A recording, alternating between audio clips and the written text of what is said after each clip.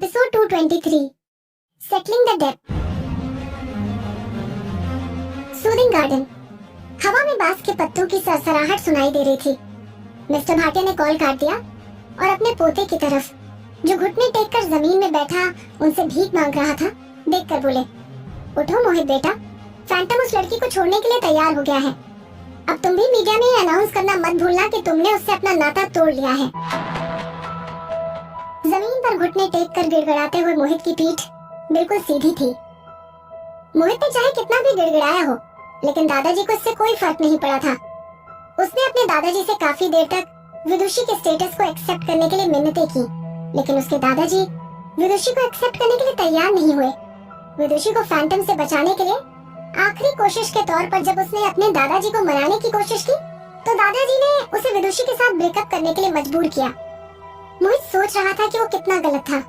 विदुषी को भाटिया फैमिली में लेकर आना उसकी सबसे बड़ी भूल थी।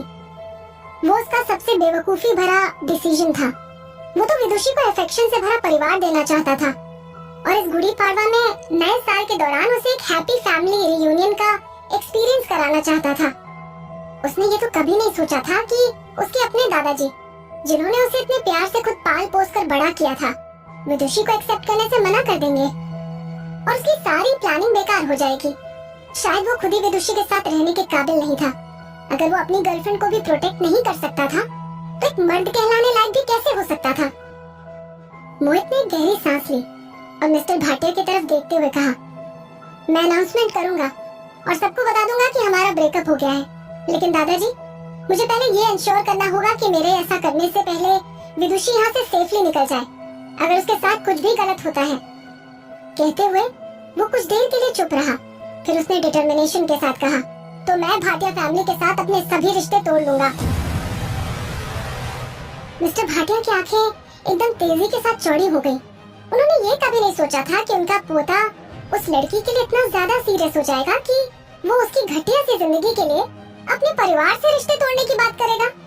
दादाजी वाकई में गलत नहीं थे। विदुषी शर्मा नाम की ये छोटी सी स्टार मोहित के लिए एक अभिशाप बनकर आई थी और उसने उसके सबसे प्यारे पोते को धोखा दिया था। वो ठीक रहेगी, मिस्टर भाटिया ने बड़ी शांति से कहा। हालांकि फैंटम काफी ज्यादा शरारतें करता है, लेकिन फिर भी उसने आज तक कभी भी मेरे ऑर्डर्स को डिसोबे नहीं किया है। लेकिन मोहित बेटा, तुम इतने सालों में काफी बड़े और काफी ज्यादा पावरफुल हो गए हो। मोहित समझ गया कि मिस्टर भाटिया क्या कहना चाह रहे थे, लेकिन उसने अपना मुंह नहीं खोला और उनकी बात का कोई जवाब नहीं दिया। क्या हुआ अगर वो बड़ा और पावरफुल बन गया था तो? विदुषी उसकी गर्लफ्रेंड थी, वो उससे प्यार करता था और वो उसका प्यार और उसकी देखभाल डिजर्व करती थी। मोहित उठकर खड़ा हो गया। बैम्बू गार्डन में बांस के उन पत्तों की सरसराहट के बीच से वो निकलकर सूदिंग गार्डन से बाहर निकल गया। तभी जो सूदिंग गार्डन के बाहर खड़ा उसका इंतजार कर रहा था, जैसे ही उसने मोहित को बाहर आते देखा, तो वो तुरंत उसकी तरफ पूंछ घुमाते हुए उसके पीछे पीछे चलने लगा। मोहित हैंगर की तरफ जाने के लिए आगे बढ़ गया। जब वो दोनों हैंगर पर पहुंचे, तो पतले से कपड़े पहने हुए एक लड़की को हेलीकॉप्टर में बिठाया जा रहा था। उस लड़की के चेहरे का एक हिस्सा बुरी तरह से सूजा हुआ था और उस पर हाथ का निशान साफ दिखाई दे रहा था। तो क्या फैंटम ने उसे मारा था? मोहित का दिल दर्द से भर गया। वो दौड़कर विदुषी के पास जाना चाहता था, उसे गले लगाना चाहता था और उसकी चोटों की देखभाल करना चाहता था, लेकिन वो चाहकर भी ऐसा नहीं कर सका। जब तक वो उसके साथ रहता, मिस्टर भाटिया उसे आसानी से जाने नहीं देते। उसके बूढ़े दादाजी अपनी बात के बड़े पक्के और एक नंबर के जिद्दी आदमी थे। एक बार उन्होंने कुछ डिसाइड कर लिया तो फिर वो उससे बदलने वाले नहीं थे। मोहित को लगता था कि वो कुछ भी कर सकते थे। जैसे ही हेलीकॉप्टर ने टेक ऑफ किया, मोहित की आंखें उसे फॉलो करने लगी और धीरे धीरे हेलीकॉप्टर बड़े से आसमान में गायब हो गया। मोहित बाबा, यहाँ पर हवा काफी तेज है, चलिए वापस चलते हैं। एक मिडिल एज ग्रुप का आदमी जो बटलर की तरह लग रहा था, मोहित के पास चला गया। उसका नाम मिस्टर लेखी था। मिस्टर लेखी मिस्टर भाटिया की देखभाल करते थे और मोहित उन्हें लेखी अंकल कहा करता था। मिस्टर भाटिया को अपने फेवरेट पोते के बारे में बहुत चिंता हो रही थी, इसीलिए उन्होंने मिस्टर लेखी को उसे देखने के लिए भेजा था। सुचित्रा कहाँ है? मोहित ने गुस्से से भरी आवाज में पूछा। लेखी अंकल को ये उम्मीद नहीं थी कि मोहित उनसे ये सवाल पूछेगा।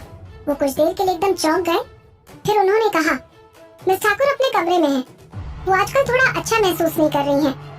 पिछले कुछ दिनों से वो थोड़ी बीमार चल रही थी और उस दिन हैंगर में काफी देर तक रहने की वजह से उन्हें सर्दी लगकर बुखार आ गया है। उनके हेल्पर्स उनके लिए डॉक्टर देख रहे हैं।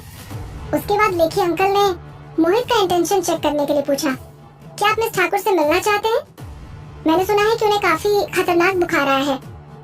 खतरनाक बुखार? हाँ। मोहित मन ही मन हंस पड़ा। उसका बुखार चाहे कितना भी खतरनाक क्यों ना हो, विदुषी उससे कहीं ज्यादा खतरे में थी। सुचित्रा को पता था कि मोहित विदुषी से प्यार करता है, लेकिन फिर भी उसने विदुषी को वहाँ से दूर भगाने और विदुषी के हेलीकॉप्टर के नीचे बम लगाने की लिबर्टी लेने की हिम्मत की। वो उसके लिए अब एक यूजलेस असिस्टेंट से ज्यादा मायने नहीं रखती थी। अगर अपने इस खतरनाक बुखार से वो जलकर मर जाती है तो उसे बाहर ही दफना देना। अगर वो अभी भी जिंदा है तो अब से उसे मेरे सामने आने की कोई जरूरत नहीं है। उसके जैसे किसी भी इंसान से मेरा कोई लेना देना नहीं है। मुझे ऐसे असिस्टेंट की जरूरत नहीं है जो किसी भी मामले में खुद ही डिसीजन ले सकती हो, क्योंकि शुरू में दादाजी ने उसे मेरे पास भेजा था। इसलिए अब समय आ गया है कि मैं उसे वापस दादाजी के पास भेज दूं। लेखी अंकल अच्छा महसूस नहीं कर रहे थे। मिस्टर भाटिया के ऑर्डर्स पर ही सुचित्रा को मोहित के पास भेजा गया था।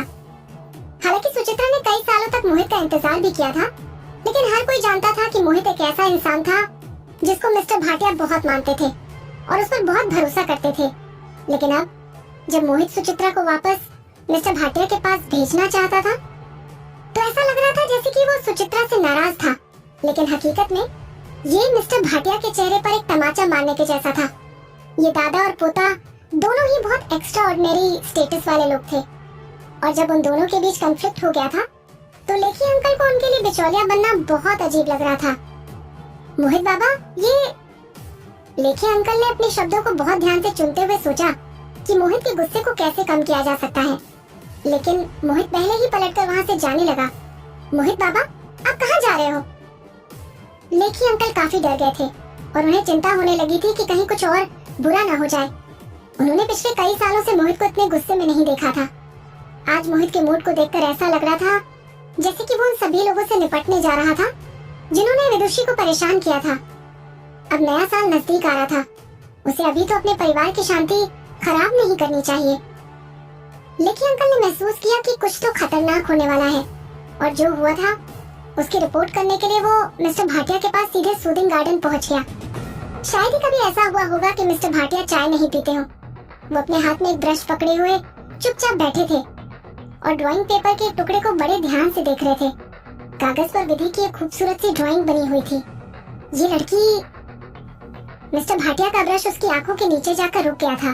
वो अजीब था। आखिर में उसने क्या कैलकुलेट करने में गलती की थी? उसने जो देखा था उससे उसका 60 साल से ज्यादा जिंदा रहना पॉसिबल नहीं था। भाटिया सर, मेरे पास एक बुरी खबर है। लेखी अंकल तेजी से दौड़ते हुए उनके पास पहुँचे। उनकी सांसें उखड़ गई थी। मोहित बाबा, मुझे डर है मोहित बाबा अपने उन स्टाफ से छुटकारा पाने की कोशिश में है जो उनके साथ लॉयल नहीं है। अभी उन्होंने कहा कि वो सुचित्रा ठाकुर को आपके पास वापस लौटाना चाहते हैं और अभी वो गुस्से में बूमिंग यार्ड की तरफ गए हैं। उन्होंने अपने सभी आदमियों को बूमिंग यार्ड में अपने चेंबर में बुलाया है। अगर उसने अपने उन स्टाफ के लोगों से छुटकारा पाने का फैसला नहीं किया होता जो उसके लिए लॉयल नहीं है तो वो मोहित नहीं होता। मिस्टर भाटिया ने बहुत पोलाइटली कहा, उसे करने दो जो वो करना चाहता है। क्या? उसे करने दो जो वो करना चाहता है? लेखी अंकल एकदम से चौंक गए। जब राजा गुस्से में आएगा तो उसके राज्य में खून तो बहेगा ही। भले ही विदुषी नाम की लड़की मोहित के साथ रहने के लायक हो या न हो, लेकिन उसके स्टाफ को उसके फैसले पर सवाल नहीं उठाना चाहिए। उन्हें डेफिनेटली उसे धोखा नहीं देना चाहिए था और उस लड़की को नुकसान भी नहीं पहुंचाना चाहिए था, मिस्टर भाटिया ने कहा। वरना राजा की अथॉरिटी किस लिए है? अगर मोहित अपने बेवफा कर्मचारियों से छुटकारा पाना चाहता है तो उसे ऐसा करने दो। उनकी डिग्निटी को वायलेट करना इतना भी आसान नहीं है।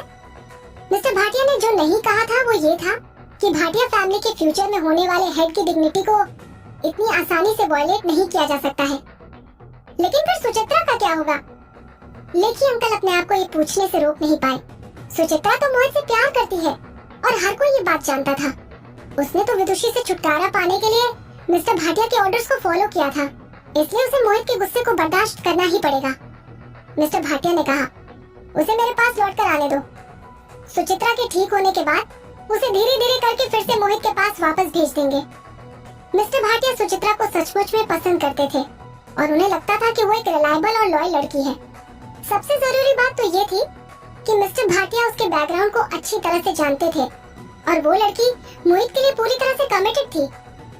अगर फ्यूचर में मोहित को कोई सूटेबल पत्नी नहीं मिल पाई तो सुचित्रा उसके लिए एक अच्छी कैंडिडेट हो सकती थी। Booming yard.